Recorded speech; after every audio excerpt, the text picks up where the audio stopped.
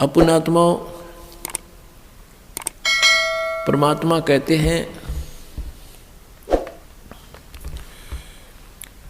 कि सतगुरु संगत छोड़ के चाहे लाख वर्ष जप कीन, इंद्री कर्म ना मोक्ष होवे फिर काल के अधीन। जो भक्त कुछ दिन इस भक्ति को करके किसी भी कारण से दुर्भाग्य उनका होता है, वो विमुख हो जाते हैं, वो भक्ति यहाँ से यहाँ आना छोड़ देते हैं, गुरुजी से उसका अपना संपर्क समाप्त कर लेते हैं।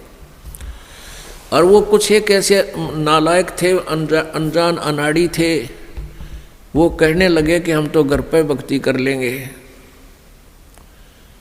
पुण्यात्माओं परमात्मा कहते हैं सतगुरु संगत छोड़ के अर्चे लाख वर्ष जप कीन, इंद्री कर्म ना मोक्ष होए, ना तो कोई कर्म कटे और ना ही मुक्ति होए फिर काल के अधीन।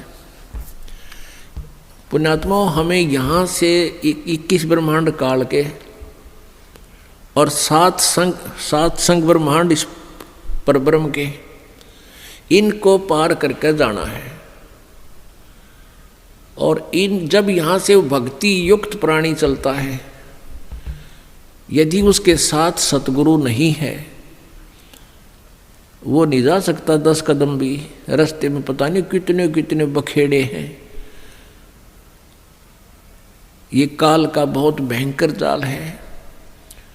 हमने उन्हीं रास्तों से जाना होता है जैसे हम शरीर में ही हमारे कमल बने हुए हैं।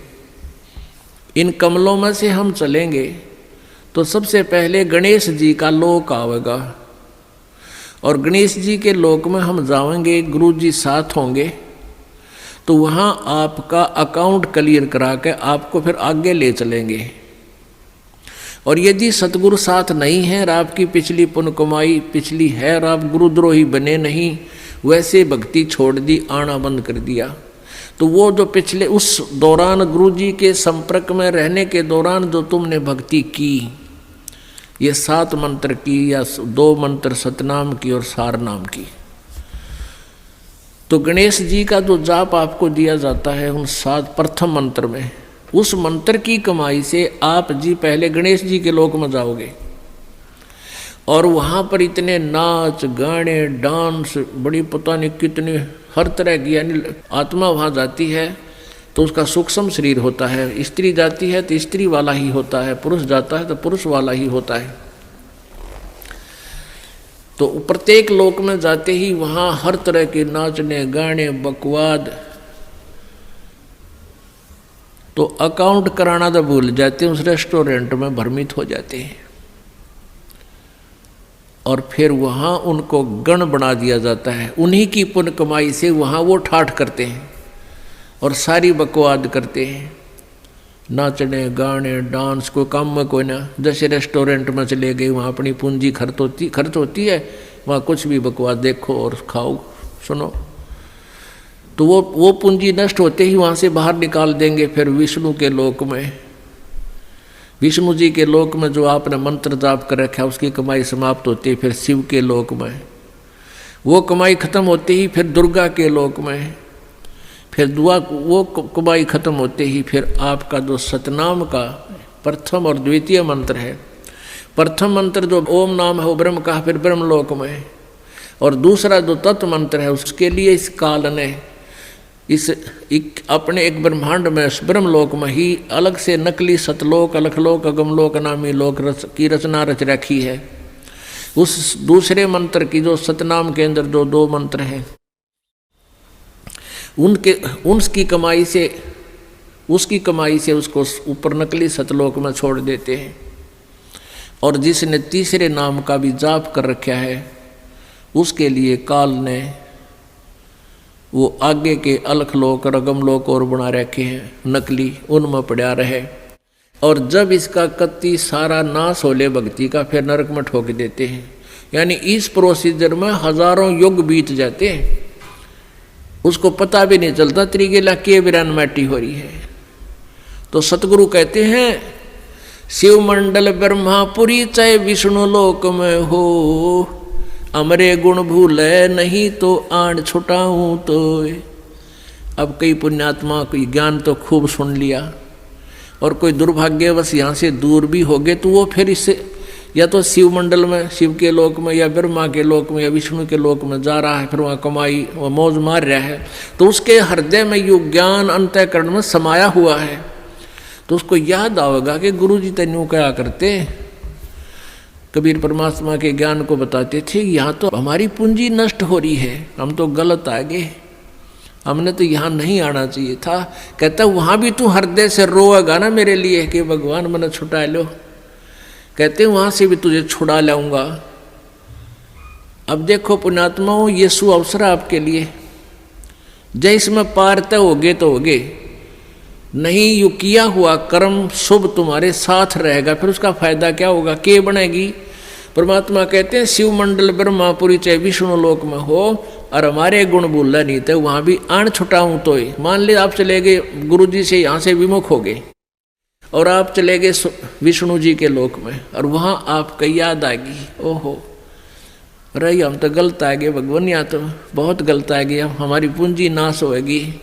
वहाँ भी आप रोने लग गए तो वो मालिक परमेश्वर आएंगे और वहाँ से भी आपको ले जा करके कहाँ रखेंगे। यहाँ एक मिनी सतलोक है, प्रत्येक ब्रह्मांड में एक मिनी सतलोक है, परमात्मा का अपना राजदूत भवन है। जैसा प्रत्येक देश में प्रत्येक देश का एक राजदूत भवन होता है, ऐसा परमेश्वर का एक स्थान है। तो उन आत्माओं को जिनकी पूंजी व्यर्थ ना होने दी, जिन याद आ गई, उनको वहाँ से लेकर वहाँ रख देंगे अपने मिनी सतलोक में और बीज रूप में। और वहाँ परमात्मा के लोक में, मिनी सतलोक में परमेश्वर की तरफ से सब आपको सुविधाएं आहार मिलेंगे, उससे आपकी पूंजी नष्ट नहीं होगी। उस वापस फिर उस पूंजी के आधार से आपको फिर पटकेगा परमात्मा सतयुग में। सतयुग में आप हजारों लाखों वर्ष जियोगे, लेकिन साधना गलत करोगे, क्योंकि आप नीचे आने के बाद भगवान की कति नहीं मानते और जैसा भी काल ने भ्रमित कर रखा है वही साधना पर लगे रहोगे। लेकिन वो सुविधाएं, वो सुख आपको होंगे पूर्व जन्म की कमाई से, भक्ति से। और आप सोच रहे होगे कि मैं जो भक्ति कर रहा हूँ, ये साधना कर रहा हूँ, मुझे इसी से सुख है। इस प्रकार सतयुग त्रेता द्वापर में आप अपने पुण्यों का नाश कर लोगे, कभी राजा बनोगे, कभी पृथ्वीपति बनोगे, कभी स्वर्ग में जाओगे हैं, और फिर आप कलयुग में होगे। और कलयुग में आपका मानव जन्म होगा, फिर यही प्रोसीजर फिर होगा आपको, फिर कभी आकर के हजारों लाखों युगों के बाद ये सुअवसर प्राप्त होगा। जो परमात्मा की शरण में नहीं रह पाए, अभी आपको बताया 2 प्रकार भक्ति नाश होता है।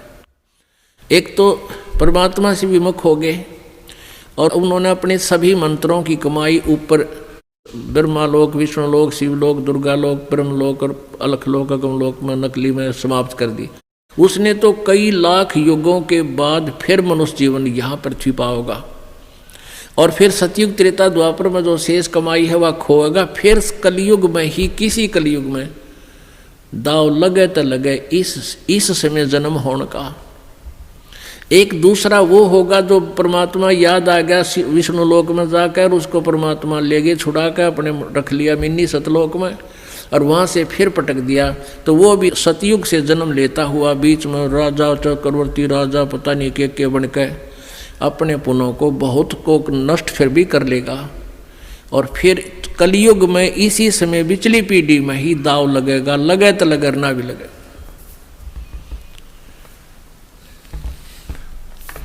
तो परमात्मा कहते हैं सतगुरु संगत छोड़ कर लाख वर्ष जप कीन, इंद्री क्रमना मोक्ष होवे फिर काल के अधीन।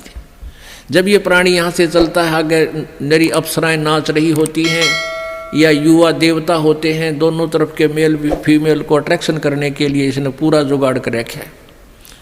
और सबसे बड़ी कमजोरी है इस जीव की, वो फिर भूल जाता है, सब कुछ भूल जाता है और काल के जाल में फंस जाता है।